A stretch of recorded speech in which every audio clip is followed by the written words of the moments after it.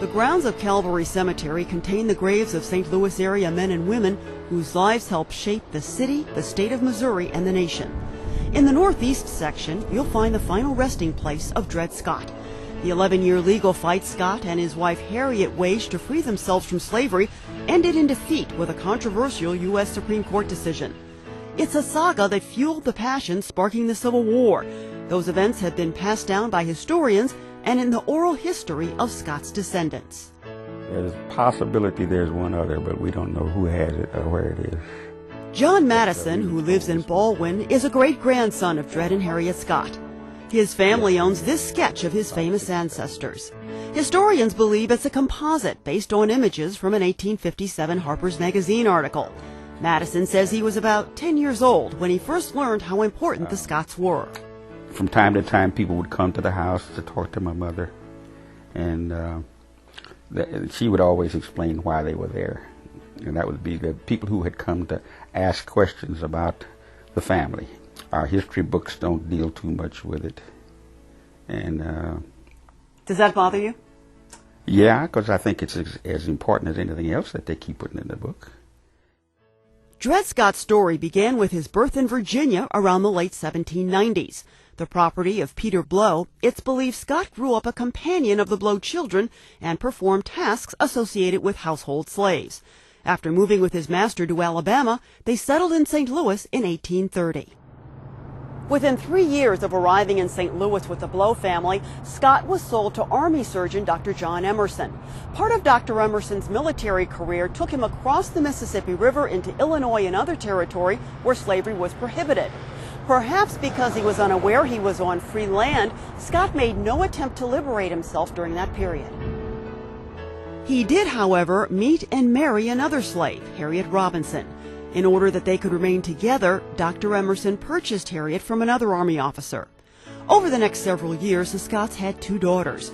They returned to St. Louis in 1842 and stayed with Emerson's wife Irene while the doctor served at a post in Florida.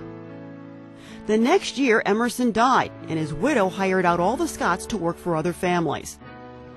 What happened during that period apparently led Dred and Harriet Scott to sue for their freedom on the grounds they once lived in free territory.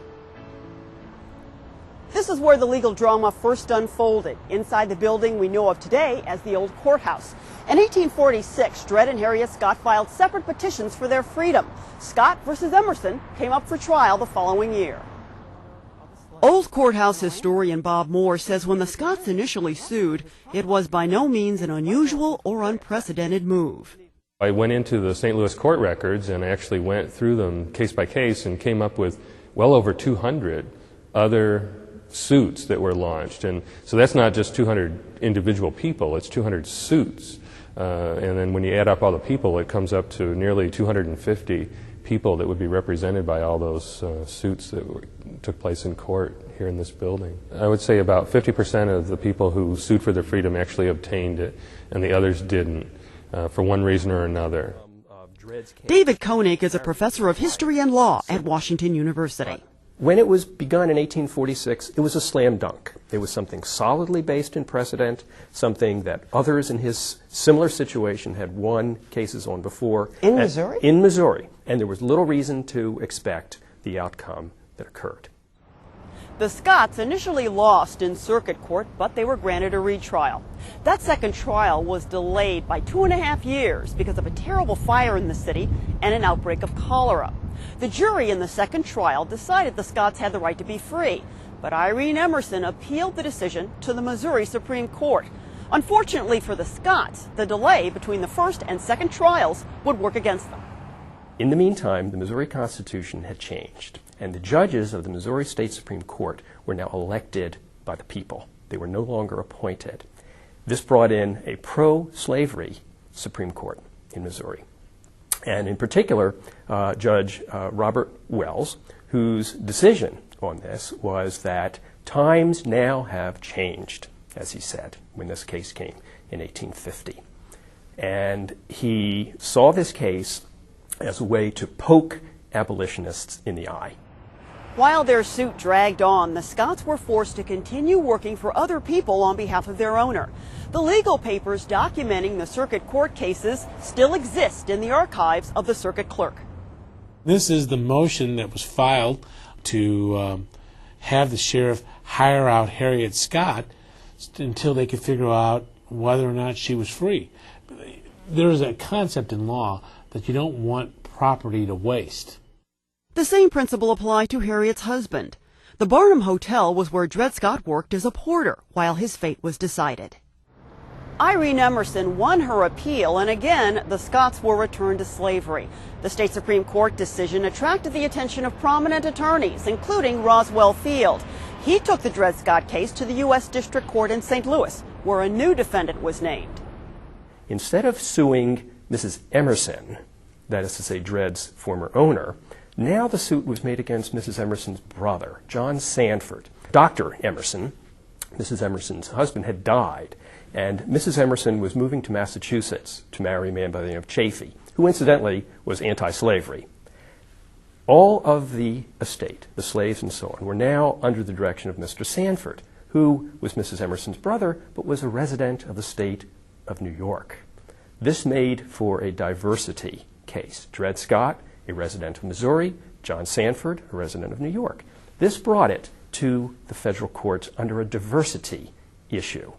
And in that sense, a new, very powerful issue was brought to the case. And that is to say, the issue of Dred's citizenship. But again, the ruling was against Scott. Now a once obscure case made it all the way to the U.S. Supreme Court. Now it was more than just a case of a slave trying to free himself, more than just a case of states' rights. It was an issue that cut to the very definition of freedom, an issue widening the gulf between the pro- and anti-slavery states. On March 6, 1857, the United States Supreme Court ruled that neither slaves nor free blacks had rights. The court also declared the Missouri Compromise unconstitutional because it prohibited slavery in the territories. The Dred Scott case and the ripple effect that it created definitely put people on edge, and it sent people down that road to what happened later on. The famous Lincoln-Douglas debates, when Abraham Lincoln ran against Stephen Douglas for the Senate in Illinois, took place the year after the Dred Scott decision. And in every one of the debates, Dred Scott came up, and both men argued about the Dred Scott decision. Lincoln, of course, arguing on the side of Dred and Harriet Scott. Those debates got national headlines, and Lincoln's arguments were very persuasive and were printed in newspapers all over the country. In spite of his crushing court defeat, Scott finally won what he fought for. The Blow family, his original owners, and the ones who financed his legal battles, bought Scott's freedom. Sadly, Scott died of tuberculosis the year after the high court ruling. For 9 years, he was buried in a Midtown St. Louis cemetery. After it closed, Scott's remains were moved to an unmarked grave in Calvary. The marker was added in 1957. There's an interesting ritual that's practiced by people who come here to pay their respects to the Scotts. They leave coins on top of the memorial stones, and officials at Calvary Cemetery aren't really sure why. But it's an interesting footnote to the lives of two people who went to court for freedom, not realizing the enormous impact it would have on American history. There was a huge struggle, which is still ongoing today. Things are not the same as they were when Dred and Harriet Scott sued for their freedom, and I think they had a part in making the America that we have today. He was a man who did not realize that this would happen when he began his suit in 1846. This was an issue that gradually became much bigger than Dred and Harriet. This descendant of Dred Scott is a retired educator for the St. Louis Public Schools. Over the years, he's passed on his great-grandparents' story in the classroom. Some of his students even performed a play about the court fight. And John Madison hopes his children and grandchildren will one day do their part to spread the word of the family legacy, so children across America will understand that freedom comes at a price. A lot of people struggled very much and died. Thousands of people died to give you a right to be a citizen, and so you don't play with it. Don't take it for granted.